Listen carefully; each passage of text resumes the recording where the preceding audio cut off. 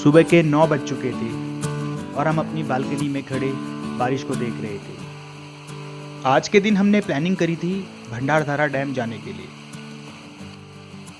पर नासिक की ताबड़तोड़ बारिश सुबह से रुकने का नाम ही नहीं ले रही थी। नीचे गाड़ी भी तैयार खड़ी थी और लगभग सारी तैयारियां हो चुकी थी। फाइनली जैसे ही बारिश थोड़ी हल्की हुई, हम लोग रोड पर निकल गए।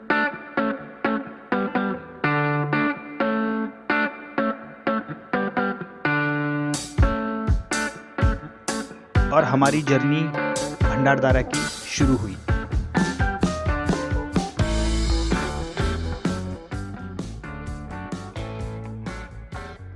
अगर हम लोकेशन की बात करें तो भंडारधारा महाराष्ट्र के अहमदनगर डिस्ट्रिक्ट में अकोला नामक तहसील पे एक छोटा सा गांव है।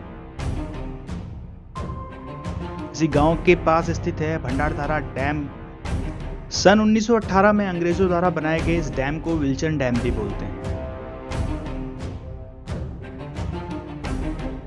अभी हमारी लोकेशन है नासिक, जो कि भंडारधारा डैम से लगभग 80 किलोमीटर की दूरी पर है और गूगल मैप्स के हिसाब से जिसको हमें कवर करने में लगभग 2 घंटे लगेंगे। तो आइए अपनी जर्नी स्टार्ट करते हैं।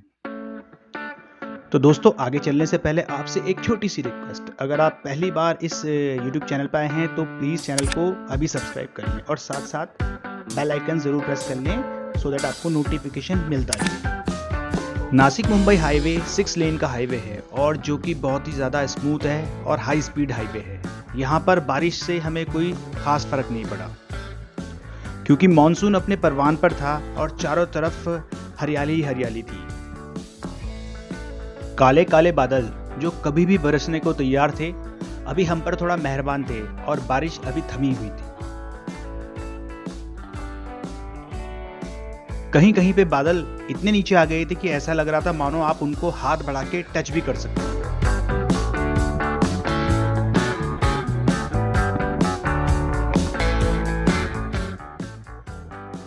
लगभग 40 किलोमीटर के बाद में घोटी नामक एक जगह आती है जहां से हम लोग लेफ्ट टर्न ले लेते हैं। जितनी अच्छी रोड हमें नासिक से घोटी तक मिली थी, उतनी ही ज्यादा वर्स्ट रोड हमें घोटी से भंडारधारा तक मिली। पूरी सड़क पर पॉट होल्स यानी गड्ढे ही गड्ढे थे और बरसात होने के कारण गड्ढे कितने गहरे थे, उनकी क्या डेप्थ थी, ये भी कुछ समझ में नहीं आ रहा था। तो हम बिल्कुल स्लो स्पीड में आगे बढ़ रहे थे।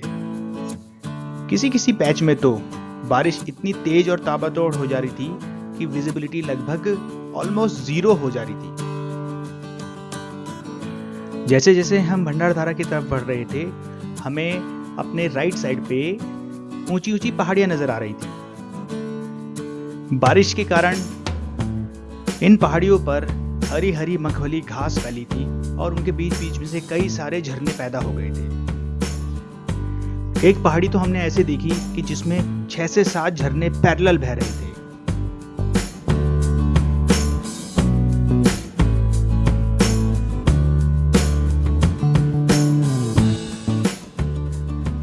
दोस्तों, मैंने हिमालय क्षेत्र की कई सारी यात्राएं करी हैं और हिमालयी पर्वतों की बात ही अलग है, परंतु इस रेनी सीजन में वेस्टर्न घाट की पहाड़ियां भी हिमालय की पहाड़ियों को कम टक्कर नहीं दे रही। और ऊपर से मानसून में बनने वाले इतने प्यारे प्यारे झरने वेस्टर्न घाट की पहाड़ियों को 4 चांद लगा रहे थे। कुछ आगे जाने पर हमें एक छोटा सा गांव मिला जहां से कलसूबाई ट्रैक की स्टार्टिंग होती है। दोस्तों, कलसूबाई महाराष्ट्र की सबसे ऊंची पर्वत चोटी है। इसकी ऊंचाई लगभग 1646 मीटर है। कलसूबाई ट्रैक 6.6 किलोमीटर लंबा एक मॉडरेट लेवल का ट्रैक है, जो कि यहाँ का मेन आकर्षण का केंद्र है और बरसात के मौसम में इस ट्रैक की एक अलग ही छटा होती है, तो बहुत सारे ट्रैकर्स इसको सबमिट करने के लिए उमड़ जाते हैं। कुछ हरे भरे नज़ारों को क्रॉस करके फाइनली हम भंडारदरा डैम के पास पहुंच ही गए। नीचे से देखने पर डैम बहुत ही बड़ा नजर आ रहा था और उसकी तलहटी पे खूब सारे पेड़ पौधे और एक छोटा सा पुल भी था।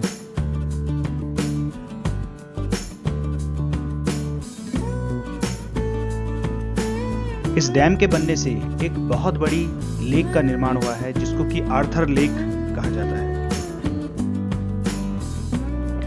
हम अभी आर्थर लेक के ईस्टर्न फ्रंट पे थे और यहाँ पर हवा बहुत ज्यादा तेज चल रही थी।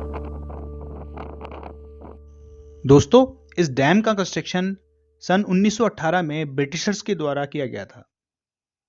इसको विल्सन डैम के नाम से भी जाना जाता है।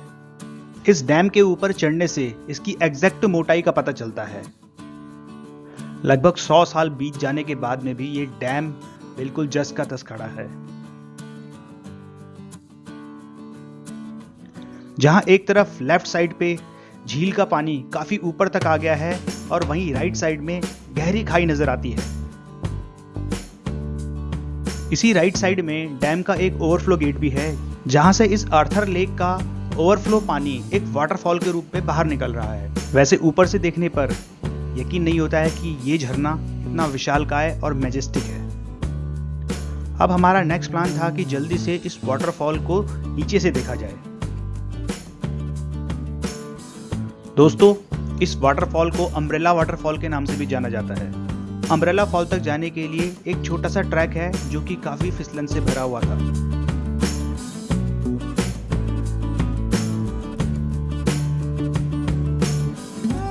जैसे जैसे हम वाटरफॉल के पास पहुंच रहे थे, इसका शोर बहुत ज्यादा तेज हो गया था और साथ साथ पानी बौछारों के रूप में काफी दूर तक फैल रहा था। दोस्तों, वेस्टर्न घाट में ऐसे कई सारे वाटरफॉल हैं, जिनमें कि एक बहुत फेमस वाटरफॉल दूधसागर वाटरफॉल भी है जो कि गोवा में पड़ता है।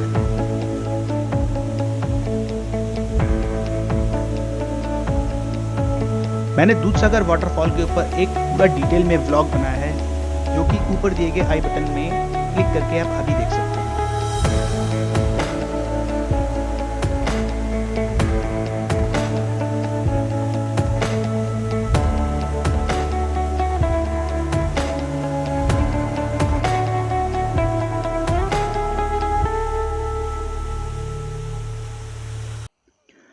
तो फाइनली हम अम्ब्रेला वाटरफॉल के बिल्कुल टॉप तक पहुंच गए थे।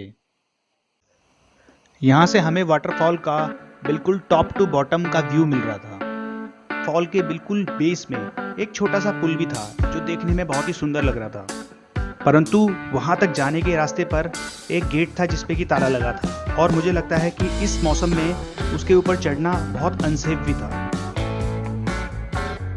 कुल मिला के यहाँ तक आने का एक अलग ही मजा, अलग ही रोमांच था। तो ऐसे मौके पर कुछ फोटोग्राफी तो बनती थी, तो हमने भी भंडारदरा की यादों को अपने कैमरे में कैद कर लिया।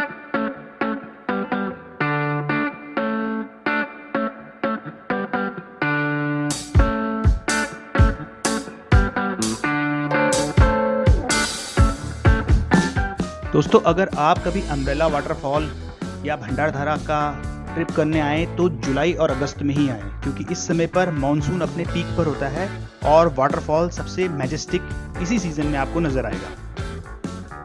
अगर आप लेक साइड में रात में रुकना चाहते हैं तो यहाँ पे बहुत सारी कंपनियां हैं जो कैंपिंग करवाती हैं। कैंपिंग में आपको रात में टेंट में नाइट स्टे कराया जाता है और साथ साथ डिनर और ब्रेकफास्ट भी प्रोवाइड किया जाता है। इसके साथ साथ यहाँ से 7 किलोमीटर की दूरी पर ही एक दूसरा वाटरफॉल है जिसको कि रंधा वाटरफॉल कहते हैं।